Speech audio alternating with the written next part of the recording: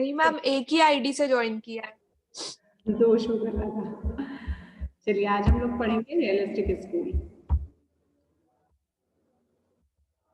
देखिए जूरिस्प्रूडेंस की अब आई डोंट नो आप लोगों ने पढ़ाई कितनी स्टार्ट की और क्या क्या चीज़ें आप समझ पा रहे हैं, बट हम लोगों का स्कूल वाला पार्ट में आज ये मेजर पार्ट होता है। मीन्स ये स्कूल बहुत इंटरेस्टिंग भी है, आप लोगों को बहुत एक वैल्यू समझ में आएगा कि भाई आप लोग लॉ की फील्ड में आए हैं, देन हम लोग एक कितना बड़ा एक रिस्पॉन्सिबिलिटी वाला रोल प्ले करते हैं कि हम चाहे हम लॉयर की पोजीशन में हों, चाहे हम जजेस वाले पार्ट पे। इन फ्यूचर आप में से कई बच्चे जजेस बनेंगे तो आप लोगों को एक ये पढ़ने के बाद समझ आएगा कि ऐसा नहीं है कि सिर्फ जज बन जाना और एक चीज़ों को मीन्स इस तरह से लेना कि हाँ एक ड्रीम था देन वो सक्सेसफुल हुआ है।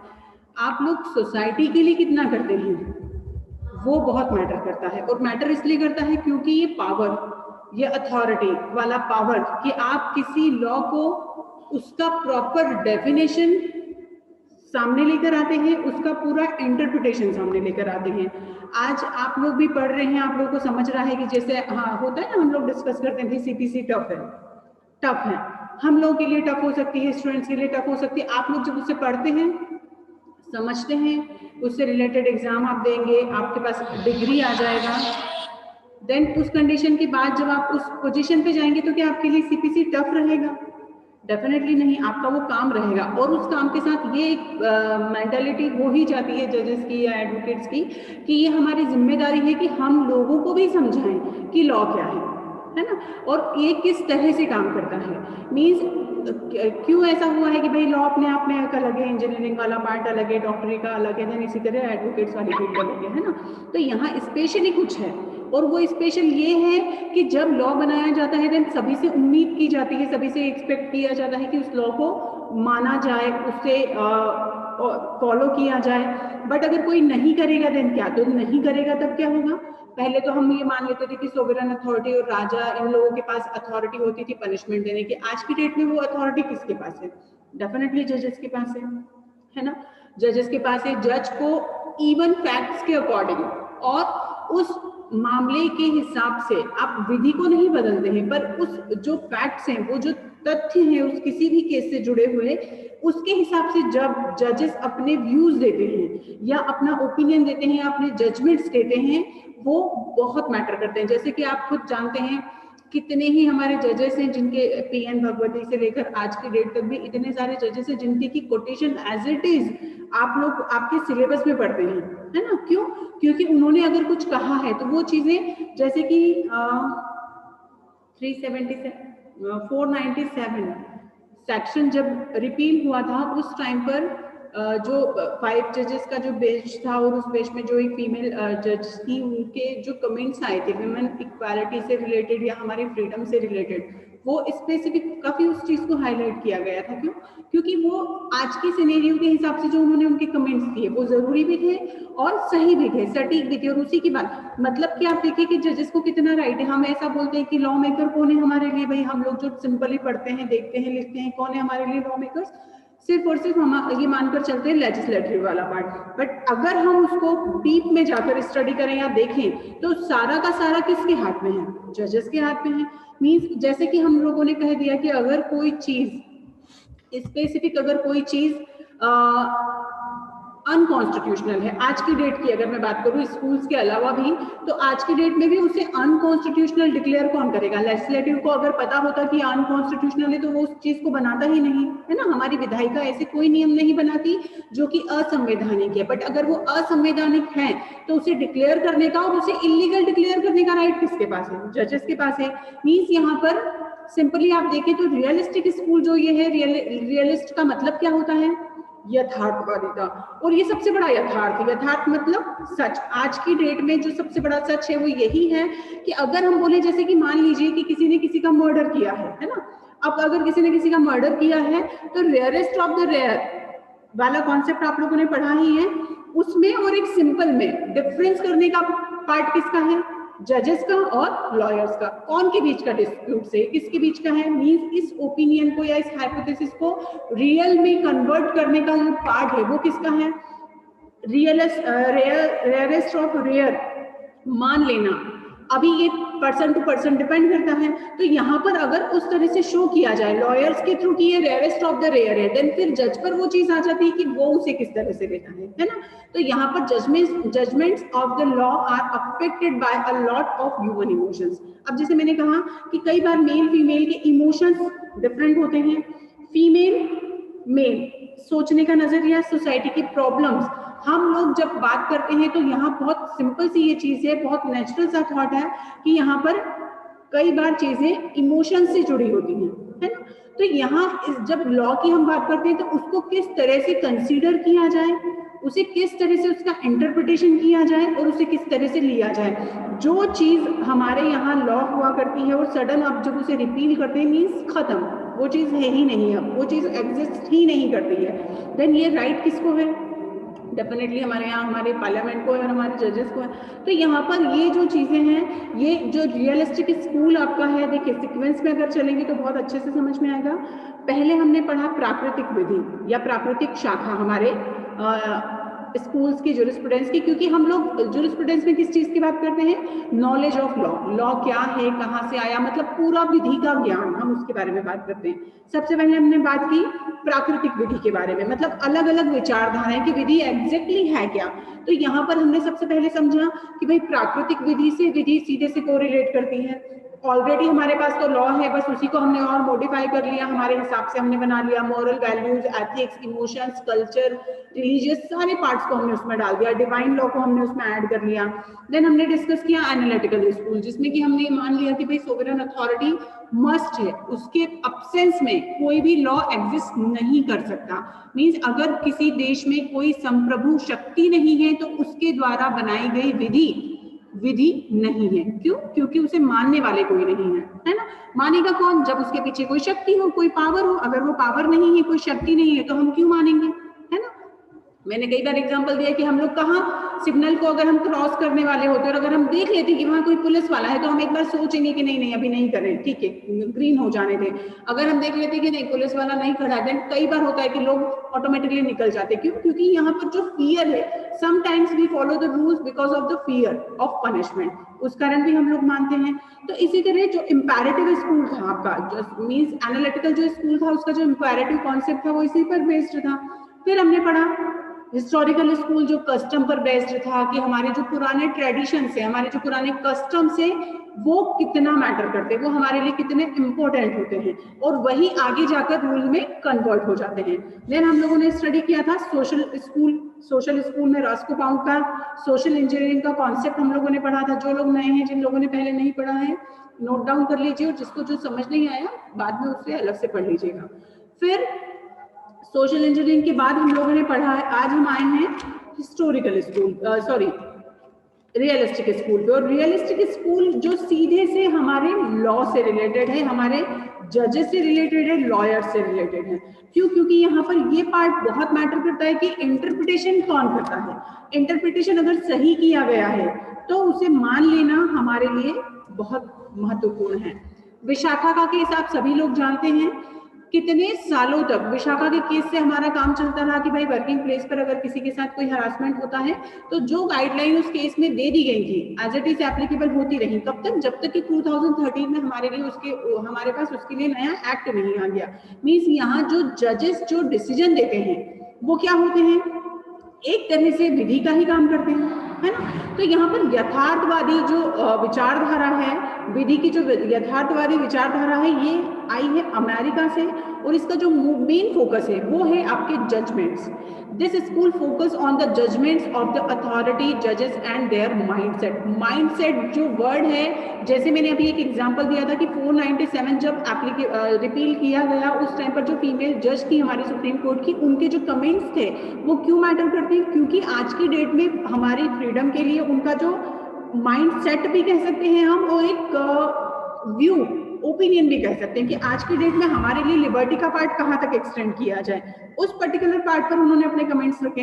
तो यहाँ ये जो चीजें हैं, ये जजेस जब किसी फील के साथ, किसी थॉट के साथ प्रॉपर फैक्ट्स के साथ और उस केस से जुड़ी सारी चीज़ों के साथ जो जजमेंट देते हैं वो बहुत मैटर करता है। इवन समटाइम्स वो एज इट इज़ लॉ का काम करता है। क्यों? क्योंकि आज भी आप देखिए सुप्रीम कोर्ट का अगर कोई डिसीजन है तो एज इट इज़ उसकी सबऑर्डिनेट्स को उसे ही फॉलो करना है। This school is based on the perspective of the lawyers and judges and the implementation of their thoughts process, है ना? This school is an experience of justice for different humans and it considers the perspective of both the parties in the case as to what is their opinion on justice. दोनों parties को लेकर, क्योंकि देखिए आप एक चीज बताइए, जब कोर्ट पे कोई केस चल रहा होता है उस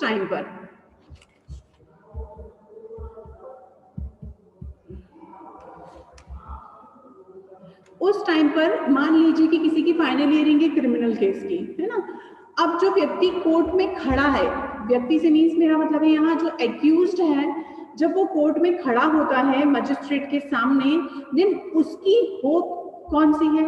लास्ट एंड फर्स्ट जो भी रही होगी, क्या रहेगी? वो मान लीजिए उसने किसी का मर्डर किया है, देन वो किसकी तरफ देखेगा? मतलब उसका जो मेन होप होगा वो क्या होगा? वो जज होगा। वो जज ही उसके लिए मेन चीज हो जाएगी कि अब ये जज ये जो मजिस्ट्रेट है, ये मजिस्ट्रेट मेरे लिए क्या पनिशमेंट मुझे सुनाएंगे। मीन्स ओवरऑल यहाँ डिपेंडेंसी किस पर है? जजेस पर है। तो रियलिस्टिक स्कूल का ये मानना है कि जो हमारे जजमेंट्स होते हैं वो बहुत मैटर करते हैं, और इवन जो आप लॉ बना दें, लॉ को किस तरह से एप्लीकेबल किया जाए, देन उसका रिस्पॉन्स किस तरह से आए, और पर्टिकुलर केस के साथ, जैसे होता है ना कि किसी केस में आपको हो सकता है 14 ईयर्स का पनिशमेंट मिले, किसी में आपको डेथ पेनल्टी, किसी में लाइफ इम्प्रिजनमेंट मिल जाए, किसी में वो दोनों मर्डर के लिए, दोनों में इस तरह का पनिशमेंट आईपीसी में दिखाया गया है। बट यहाँ माइंडसेट और फैक्ट्स, है ना, वो घटना का पूरा घटनाक्रम, ये बहुत मैटर करता है।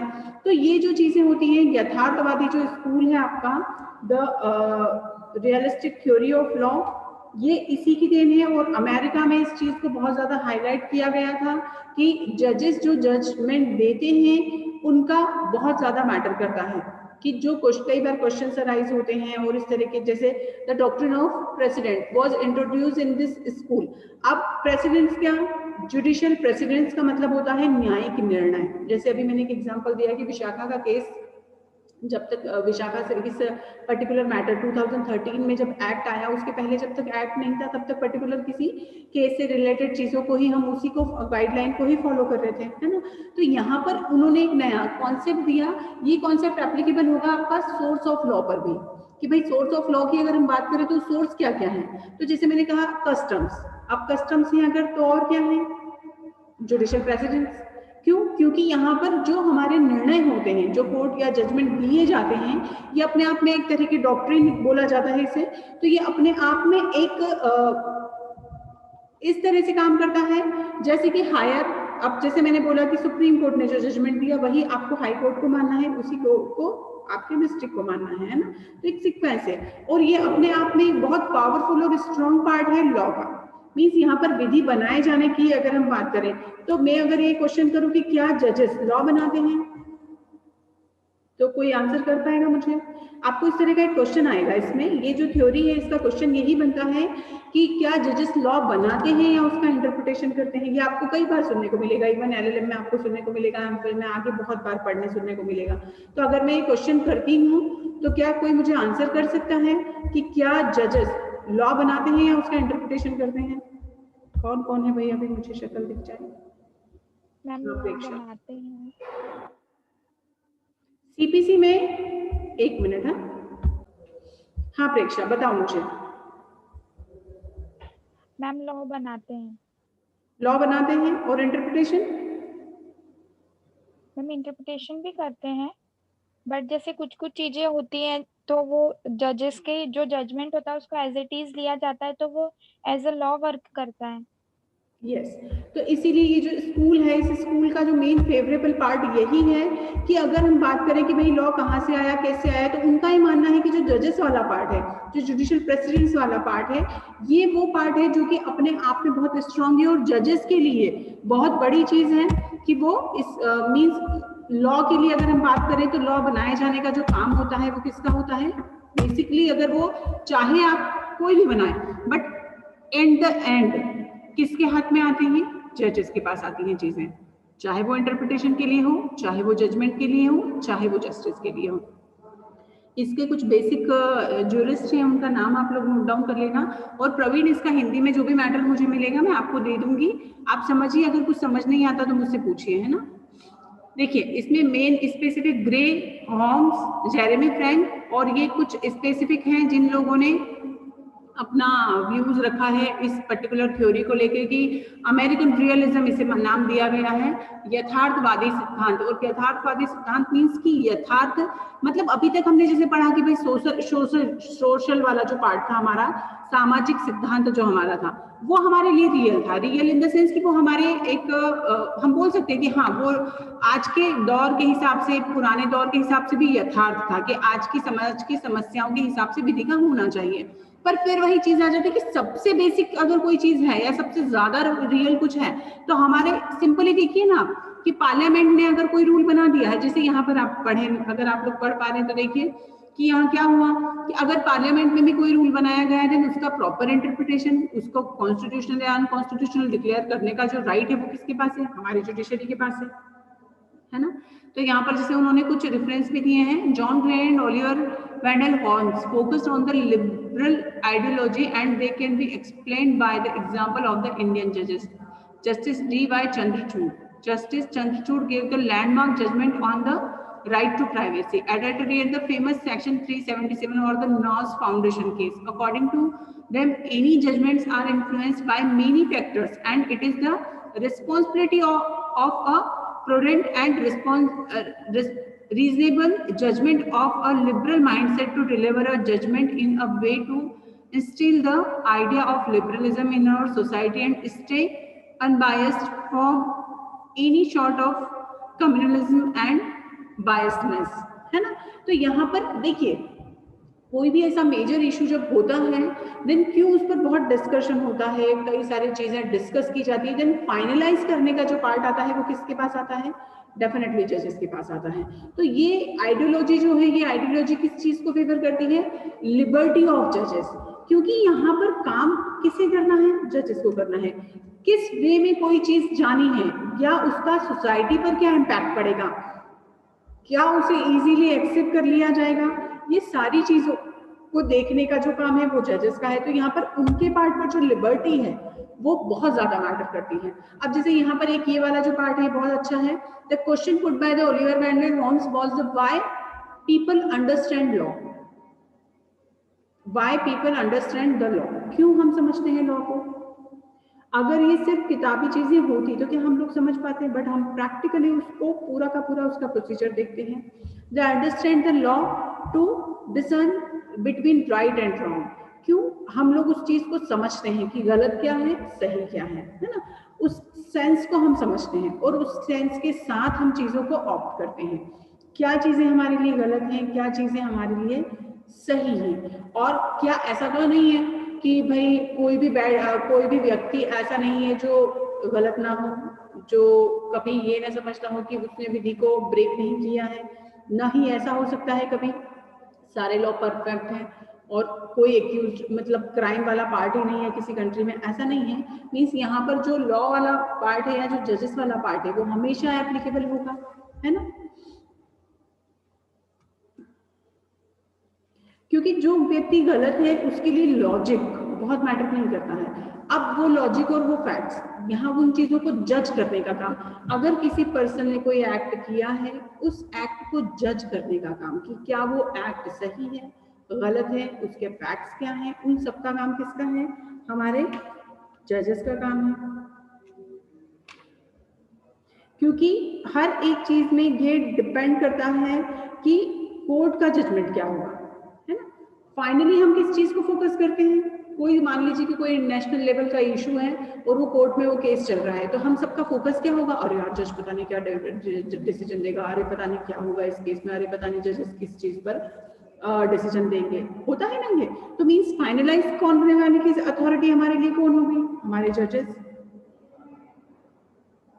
और यही रीजन है कि समय के साथ अलग अलग लोग उस पोस्ट पर आते हैं और अलग अलग माइंडसेट के साथ आते हैं। अलग अलग माइंडसेट के साथ अगर मैं आपको बताऊं कि उस सोशल कंडीशन के हिसाब से, क्योंकि हम लोग लाइव हैं, देखिए लॉ बना दिया गया 1947 के बाद, मतलब मान लीजिए कि कोई भी आईपीसी हमारी इतनी पुरानी है, कई सारे हमारे जो है कॉन्स्टिट्यूशन हमारा 1950 में एप्लीकेबल होगा, ठीक। अब वो तो बना दिया गया है, अब टाइम टू टाइम उसको इंटरप्रिटेशन करना, टाइम टू टाइम उसको वॉच करना, और कहाँ कहाँ चीजों की जरूरत है, कहाँ कहाँ किस तरह से अमेंडमेंट होंगे, ये पार्ट जुडिशरी के अलावा देख सीधे से काम पार्लियामेंट का है, वो सारी चीजें करती है, बट कहाँ सही हुआ है और कहाँ गलत, फाइनलाइज करने का काम। फाइनलाइज में मीन्स मान लीजिए कि कहीं किसी ने अमेंडमेंट हुआ है और अमेंडमेंट गलत हो गया, अनकॉन्स्टिट्यूशनल है, तो वो करने का काम तो हमारे जजेस का ही होगा। इसलिए ओवरऑल अगर हम देखें तो ये जो कॉन्सेप्ट है हमारे ज्यूरिस्प्रूडेंस में रियलिस्टिक थ्योरी का, ये सीधे से हमारे जजेस को बहुत ज्यादा फेवर करता है। जेरेमी फ्रैंक हैं, उन्होंने भी अपनी बुक जो है law and the modern mind, उसमें टोटली उन्होंने बहुत अच्छे से एक कॉन्सेप्ट उन्होंने क्लियर किया है। Legal certainty is a myth and there is no certainty of what would be the outcome of every wrong done as it contains a lot of variable and constraint left out for different interpretation. देखिए clearly, जैसे मैंने कहा ना कि certainty, legal certainty is a myth, clearly उन्होंने कहा legal certainty क्या possible है? आई डोंट थिंक ये पॉसिबल है। क्यों? क्योंकि टाइम के हिसाब से आपकी कई चीजें चेंज होती हैं और वो चीजें बदलती रहती हैं, है ना। He they apply legal facts and the reach the judgment. किसके पास है ये राइट कि जो लीगल फैक्ट्स को पूरी तरह खोल कर रख दें, जजमेंट को, फैक्ट्स को, ये सारा का सारा किसके पास है? डेफिनेटली हमारे जजेस और लॉयर्स के पास है, क्योंकि वो हमें एक कह सकते हैं कि हाँ वो सबसे ज्यादा नजदीक है उन चीजों के। There is absolutely no guarantee that जजेस would be the understanding the facts word by word and there will be a flawless judgment every time. Is it not? ये बिल्कुल भी पॉसिबल नहीं है। जैसे मैंने क्या कहा,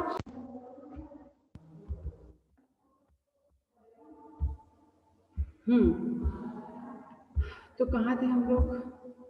नेटवर्क इशू, सॉरी।